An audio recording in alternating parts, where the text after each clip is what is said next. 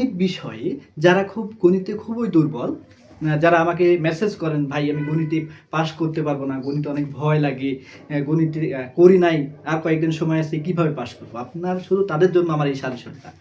আমি বলবো না যে ভাই গণিত 100% কমন আসবে এইগুলা, বা 100% কমন চলে আসছে, আমি এগুলো বলবো না। কারণ কি, গণিত কখনো 100% কমন আসে না। কারণ এখন বর্তমান বিষয়টা হচ্ছে পুরো সৃজনশীল।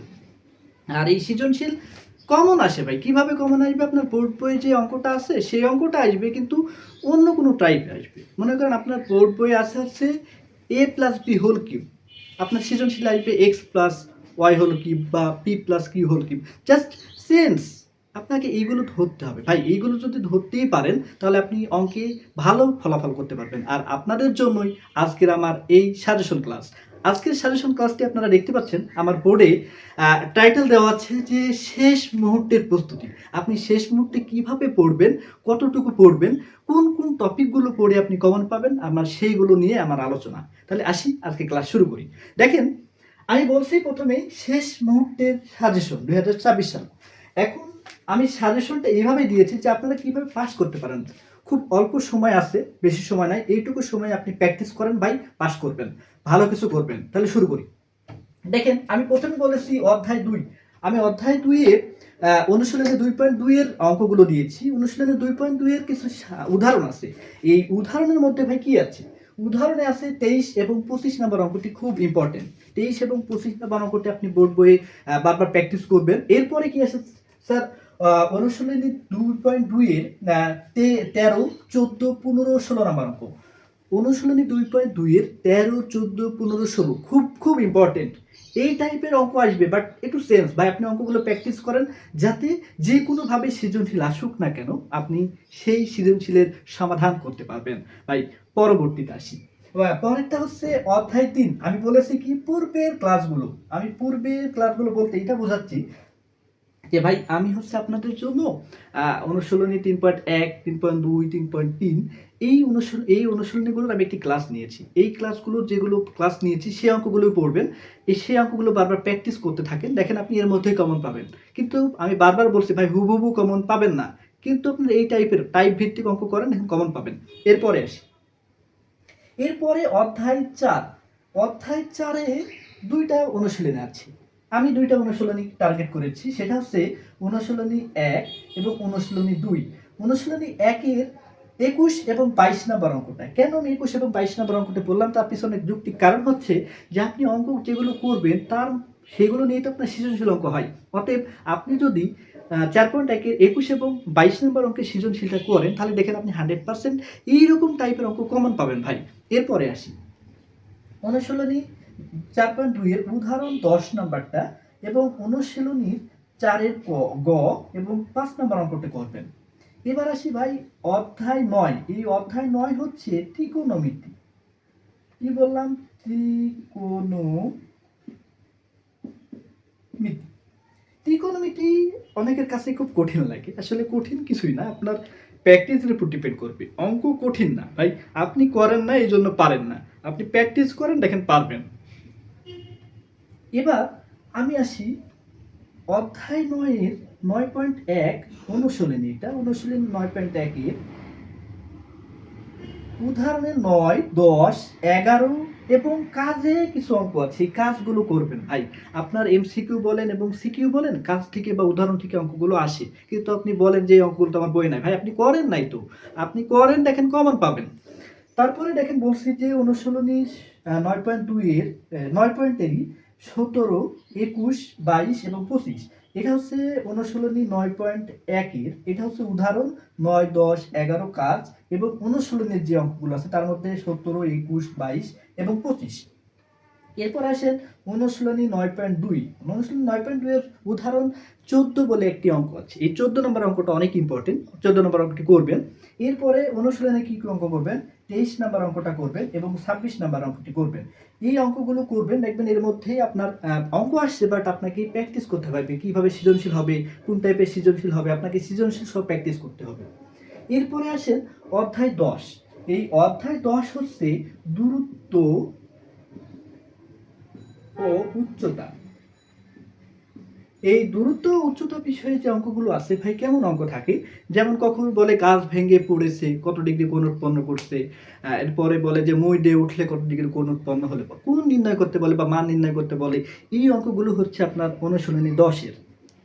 এই অনুশীলনী 10-এর আপনার কাজে যে অঙ্কগুলো আছে কাজগুলো করবেন। এরপরে অনুশীলনী 16 এবং 18 নম্বর অঙ্কটি মোস্ট ইম্পর্টেন্ট দুটো অঙ্ক, আপনারা এই অঙ্কগুলো করবেন দেখবেন এরকম আসছে। এরপরে অধ্যায় 13, এই অধ্যায় 13 হচ্ছে ধারা। ধারা, এই ধারা হচ্ছে দুইটা আছে, একটা হচ্ছে 13.1 আর 13.2। একটা হচ্ছে সমান্তর ধারা, একটা গুণোত্তর ধারা অঙ্ক থাকে এখানে। 13.1 এবং 13.2 এ আপনি যদি অঙ্কগুলো করেন দেখবেন এর মধ্যে অঙ্ক থাকে, ধারা সম্পর্কিত এমসিকিউ বেশি থাকে। এখান থেকে এমসিকিউ বেশি হয়, সিকিউ হয় দেখা যায় বীজগণিতিক রাশির মধ্যে ঢুকাই দেয়। তো সেক্ষেত্রে আপনি কি করবেন, অনুশীলনী 13.1 এর 8, 16, 19, অনুশীলনী 13.2 এর 8, 10, এর সাথে করবেন হচ্ছে বোর্ড বইয়ের, মানে বোর্ড যে প্রশ্নগুলো বিগত সালে আসছে সেই প্রশ্নগুলোর মধ্যে বরিশাল বোর্ডের 2025 সালের যে সৃজনশীলতা ছিল সেটা করবেন। হ্যাঁ, বরিশাল বোর্ডের সৃজনশীল। এরপরে দিনাজপুর বোর্ড 2024-এর সৃজনশীল অঙ্কটা সৃজনশীল। এখন আসেন অধ্যায় 6.3, এটা হচ্ছে আপনার জ্যামিতি, ঠিক আছে, জ্যামিতি পার্ট। জ্যামিতি, এই জ্যামিতি পার্টে কি করবেন, জ্যামিতি পার্টে কি করবেন, জ্যামিতি পার্টে করবেন হচ্ছে 17 অধ্যায় 6 মানে অনুশীলনী 6.3-এর 17, 19 এবং 20 নাম্বার যে সৃজনশীল আছে খুব ইম্পর্টেন্ট, এই তিনটা অঙ্ক খুব ইম্পর্টেন্ট, অনেকবার আসে, মানে বারবার প্রশ্ন আসতে থাকে, দেখবেন আপনি এই টাইপের জ্যামিতি কমন পাবেন। এরপরে আসেন অধ্যায় 7, এই অধ্যায় 7-এর আপনি অধ্যায় 7 যখন করবেন, এই অধ্যায় 7 হচ্ছে উদাহরণ 2, 4 এবং সম্পাদ্য 2। কি বললাম, উদাহরণ 2, 4 এবং সম্পাদ্য 2। উদাহরণে দেখবেন 7 পয়েন্ট, অধ্যায় 7 বের করে দেখবেন উদাহরণে কিছু জ্যামিতি আছে 2, 4 এবং সম্পাদ্য হচ্ছে 2 নাম্বার। এরপরে আসেন অধ্যায় 7-এর অনুশীলনী, এটা হচ্ছে অনুশীলনী 7.3-এর 19 নাম্বারটা, 19 নাম্বারটা অনেক ইম্পর্টেন্ট। এরপর আসেন অধ্যায় 8, অধ্যায় 8-এ আমাদের এটা হচ্ছে উপপাদ্য। এই অধ্যায় 8-এর উপপাদ্যগুলো কি করবেন, বৃত্ত সম্পর্কিত উপপাদ্য এখানে আছে, তার মধ্যে হচ্ছে উপপাদ্য 20, উপপাদ্য 21, উপপাদ্য 22, উপপাদ্য 23, 24 এবং 18। এরপরে অনুশীলনী 8.1-এর 7 নম্বর, অনুশীলনী 8.2-এর 1, 2 নাম্বার, অনুশীলনী 8.3-এর 3, 4, 5 নাম্বারটা, অনুশীলনী 8.4-এর 5 নাম্বারটা খুব ইম্পর্টেন্ট জ্যামিতি এগুলো। এর মধ্যেও আমি একদম বলবো যে আপনাদের 2026 সালে আমি এটা বলবো না কোনো এক বোর্ডে, মানে যে কোনো বোর্ডে আসবেই, এটুকু ধারণা রাখেন, কোনো এক বোর্ডে আসবেই। কি কি জ্যামিতি আসতে পারে আমি বলে দিচ্ছি। এই উপপাদ্যের 18, 20 এবং 23 খুব ইম্পর্টেন্ট তিনটা উপপাদ্য। আমি কেন ইম্পর্টেন্ট বললাম তার পিছনে যৌক্তিক কারণ দেখেন। এই 18 নাম্বারটা এই পর্যন্ত যতবার এসএসসি পরীক্ষা হয়েছে 2026-25 সাল পর্যন্ত প্রায় 25 বার আসছে। কয়বার বললাম, 25 বার আসছে, মানে প্রত্যেক পরীক্ষায় আসে। এরপরে দেখেন 20 নাম্বারটা আসছে হচ্ছে প্রায় 27 বার। এরপরে 23 নাম্বারটা প্রায় আসছে 26 বার মতো আসছে। এখন এইগুলো আমি কিভাবে বললাম যে এইগুলো এতবার আসছে, ভাই আমি প্রশ্ন অ্যানালিসিস করে দেখলাম যে এইগুলোই বারবার প্রত্যেক পরীক্ষা গত 25 সালে প্রশ্নটা আপনি একবার দেখবেন যে 18, 20 এবং 23 এর মধ্যেই জ্যামিতি উপপাদ্য আসছিল, বৃত্ত সম্পর্কিত জ্যামিতি ছিল এর মধ্যে আসছে। এখন আমাদের এখন বাদ আছে এই অধ্যায়গুলো বাদেও আর দুইটা অধ্যায় বাদ আছে, সেটা হচ্ছে পরিমিতি আর হচ্ছে পরিসংখ্যান, যেটা বলা হয় তথ্যপাত্য। এই তথ্যপাত্য নিয়ে আমি পরবর্তী আরো কোনো একটি ক্লাসে যদি সুযোগ পাই তাহলে বলে দেবো ইনশাল্লাহ। আপনারা যারা, আমি আবারও বলছি, যারা আপনারা আমাকে দুর্বল ভাই, আমি বলি না যে 100% কমন আসবে। সৃজনশীল হচ্ছে ওই অঙ্ক যেগুলো আপনি বোর্ড বইয়ে আসছে কিন্তু সৃজনশীল আকারে আসছে, তার মানে কি পরিবর্তন তো হবেই।